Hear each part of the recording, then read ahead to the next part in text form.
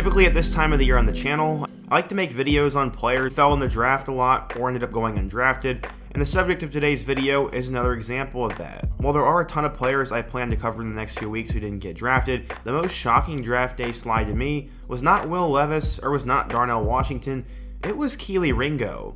Ringo was a 5-star recruit, the #1 corner in his class, a consensus top 10 pick for the last 2 years, and was mocked as a first-round pick for the last few months. He ended up getting drafted on day 3, and he had the most epic slide of the draft. I think this is absolutely ridiculous, as he was one of my favorite prospects in this year's draft, and he's going to make a lot of teams pay for not drafting him. In today's video though, I want to talk about who Kelee Ringo is, go through his entire story and career, why he slid on draft night, and why I think he's a steal for the Eagles. But before we get started, if you love college football content, be sure to subscribe to the channel, leave a like if you want to support today's video, turn on post notifications so you never miss when I upload, and let me know what player from the 2023 NFL Draft I can cover in my next one.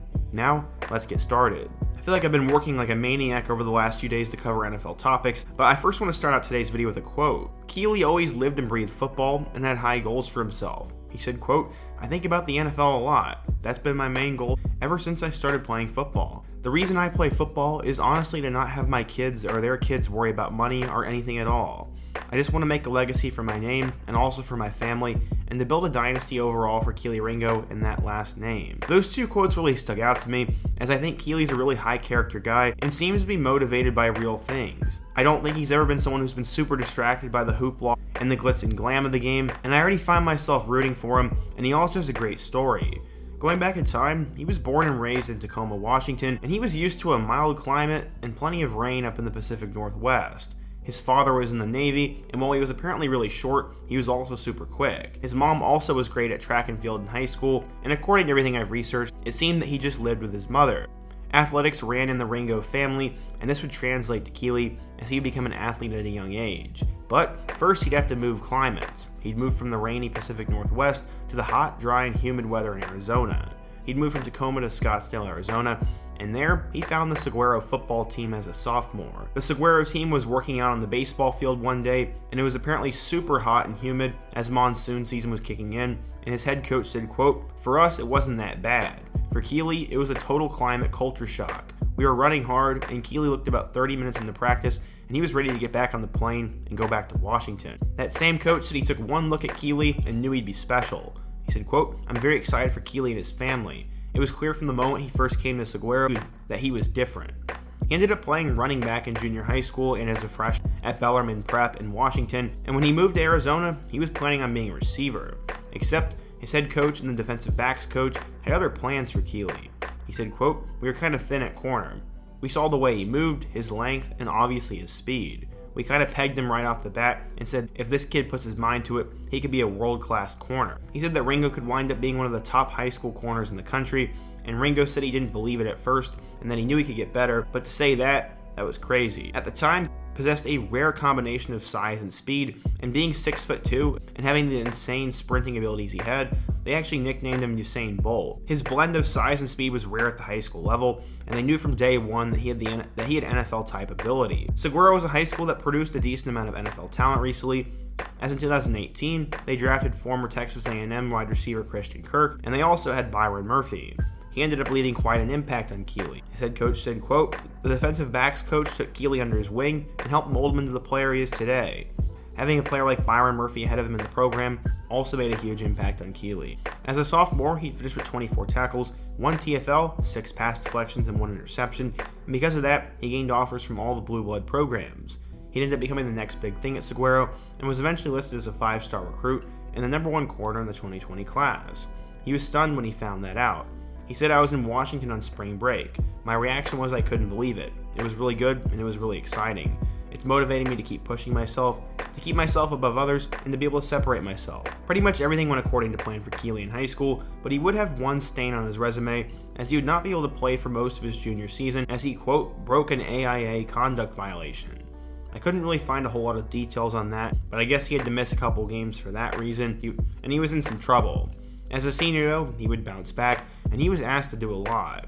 He'd end up helping out at running back as he apparently averaged 17.6 yards per carry and scored 11 touchdowns. Defensively, he had 23 tackles and 3 interceptions. And while those numbers aren't great, there was a reason for it. No other team would dare throw the ball his way, as he was the top corner in the country, and it just wasn't worth the risk. In turn, that probably was super annoying for him. An opposing coach said, quote, "Kelee is one of the best high school football players I've ever seen. They shouldn't be allowed to touch the ball. He's a gifted player, and he's one you won't see for another decade." So where would the 5-star corner end up going? Well, he eventually dropped the top 5 of Texas, Oregon, Georgia, Ohio State, and Alabama, and was going to commit during the All-American Bowl.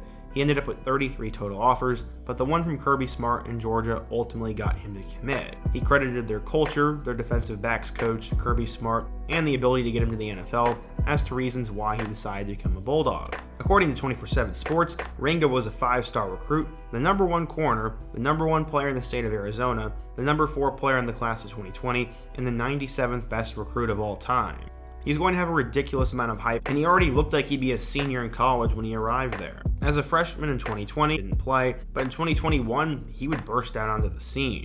He ended up finishing with 34 tackles, 8 pass deflections, 1 sack, 2 interceptions, and a 79-yard pick 6. I think we all know when that moment happened. Georgia ended up getting to the college football playoff and got to rematch against Alabama in the national championship game. After their hopes looked a little bit bleak, they scored a late touchdown, and then Kelee Ringo made one of the most memorable plays in Georgia history as he picked off Bryce Young's pass and took it 79 yards for a touchdown, locking in their national championship. His high school coach said, quote, "When Kelee made that play, I jumped out of bed. I was screaming, and it was funny because I thought they might call security on me, but it was just an unbelievable experience." It wasn't all great for Kelee, though. Going back to his 2020 season, a shoulder injury would affect him, and he also had a family problem. His mother unfortunately had breast cancer, and they brought enough awareness to it that people ended up raising more than $50,000 for her. Honestly, that's really awesome to hear, and it seems that she's doing a lot better. Kelee would return in 2022, and if he played like he did in 2021, was a likely top 10 to top 15 draft pick. I remember looking at mock drafts all last fall and last summer, and Ringo was always in that top 15 area. He ended up finishing the season with 42 tackles, 7 pass deflections, 1 forced fumble, and 2 interceptions. He pretty much had the same, if not better, numbers than the previous year, and with him playing on that Georgia defense, there was good reason to believe he'd be a first-round pick. That's why he ended up declaring for the 2023 NFL Draft, and then he ran a 4.36 40-yard dash at the Combine. Things were looking really good for him, but there was one problem in his game, and we'll touch on that a little bit later. Most NFL draft projections ended up having him go late in the first or early in the second round, which I guess made sense. Eventually, he was taken with the 105th overall pick by the Eagles. He had fallen to day 3, and on a side note, it seems that the Eagles only draft Georgia defenders, and this is an absolute steal for them, but at the time, I was completely shocked. Many would have expected him to go in the second round at worst, and third round at the very, very worst, but instead, he ended up falling to day 3. Why was that? Well, apparently scouts were partially concerned about some sort of medical thing, and mainly it was his change of direction skills. I guess that was the major concern and the reason why he fell, because it wasn't speed, it wasn't height, it wasn't stats, it wasn't experience, and it wasn't anything else. So that's why Ringo ended up falling, and the Eagles got a steal. One of the guys in the Eagles draft room said, quote, "Ringo was a guy that stuck out on our board. He had a really high grade. He was a guy that we were considering at those picks when we picked in the third round." Obviously, NFL scouts and GMs were surprised to see Ringo falling, and maybe they bought into it a little bit. But either way, he has now found his new home in Philadelphia, and I think he could be one of the biggest steals of the entire draft. Physically, Ringo could have been the best corner in college football. I think he will figure it out, and now there's also a lot less pressure on him, and the Eagles seem to be a great fit, and he also has plenty of friends from Georgia who will be there with him. Either way, Ringo was one of my favorite players in college football last year, has a great story, and I'm shocked he fell this far. So yeah, in today's video, we talked about Kelee Ringo, talked about why his stock fell in his story, and be sure to let me know your thoughts down below.